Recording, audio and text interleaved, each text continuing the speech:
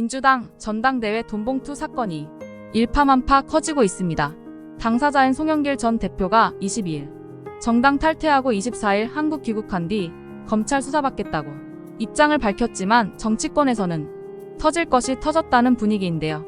오늘 토마토픽에서는 민주당 전당대회 돈봉투 사건과 함께 당내 경선 금품 살포 추문의 역사에 대해 정리해보겠습니다.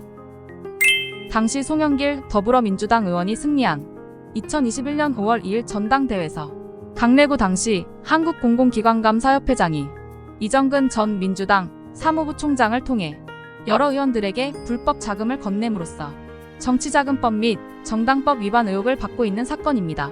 지난해 검찰이 이 전 부총장의 10억 원 규모 불법 정치자금 의혹을 수사하는 과정에서 관련 통화 내역을 확보했는데요. 당시 통화에서 강 전 협회장이 이 전 부총장에게 봉투 10개가 준비됐으니 윤관석 의원에게 전달해달라는 말을 한 것으로 전해졌습니다. 이후 지난 12일 검찰이 윤 의원을 포함해 이성만 의원, 강 전 협회장을 압수수색하면서 사건이 커지기 시작했습니다. 검찰은 전체 돈 봉투 규모를 100만원 단위로 9,400만원으로까지 특정하고 최대 70여 명에게 뿌려졌을 것으로 보고 있습니다. 이번 민주당 돈봉투 사건은 지난 2008년 한나라당 전당대회 돈봉투 살포 사건과 꽤나 비슷합니다. 한나라당 전당대회 살포 사건은 2008년 전당대회 당시 박희태 국회의장 쪽 인사가 300만원 등 돈봉투를 고승덕 당시 의원에게 건넨 사건인데요. 당시 박 전 의장은 재판에서 교통비, 식비 등 실비를 제공하는 건 관행이었고 대의원들 의사에 영향을 미칠 의도는 없었다고 주장했습니다. 그렇다면 당시 법원의 판결은 어떨까요?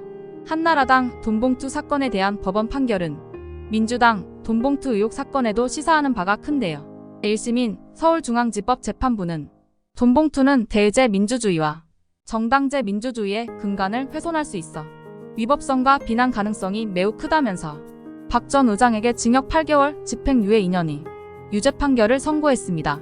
사실 정치권에서 돈봉투 추문은 오래전부터 있어 왔습니다.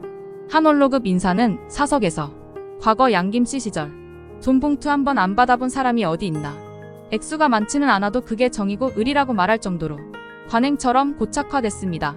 그러다 보니 최근 몇 년 사이에도 각종 선거에서 금품을 주고받다가 구속되거나 실형을 선고받은 사례가 수두룩합니다. 작년 5월 국민의힘 영덕군수 후보 경선 과정에서 금품을 주고받다가 적발됐으며 한 대구시 의원은 2020년부터 개인 및 단체에 금품을 제공하다 구속 기소됐습니다.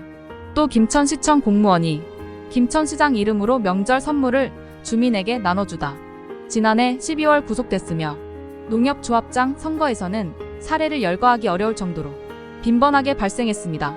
이토록 돈봉투 관행이 횡행하는 이유는 무엇일까요? 유인태 전 국회 사무총장은 당내 선거의 경우 다른 당과 경쟁하는 선거보다 금품 수수의 경계심이 더 떨어진다고 봤습니다. 그는 전당대회에서 주고받는 것들은 본 선거에 비해 죄의식이 더 약하다고 주장했습니다. 또 유 전 사무총장은 현행 정당법과 정치자금법이 현실과 동떨어져 있다고도 주장했습니다. 또한 정치학과 교수는 경비가 막대하게 소요되는 지금의 지역별 순회 전당대회 방식으로는 돈봉투 사건은 반복될 수밖에 없다고 주장했습니다. 과거 한나라당 돈봉투 살포 사건 당시 민주통합당 측은 한나라당 자체 경선 과정에서 부패 비리가 탄로난 것에 대해 아연실색하지 않을 수 없다고 말했는데요. 정작 본인 차례가 되자 돈봉투는 차비나 밥값 수준이라 송 전 대표가 몰랐을 것이라며 두둔하고 나섰습니다. 이후 이재명 더불어민주당 당대표가 공식적으로 사과하며 수사기관에 수사를 요청했는데요. 민주당뿐만 아니라 정치권은 이번 사건을 계기로 반드시 돈봉투 관행을 뿌리 뽑아야 할 것입니다. 토마토픽이었습니다.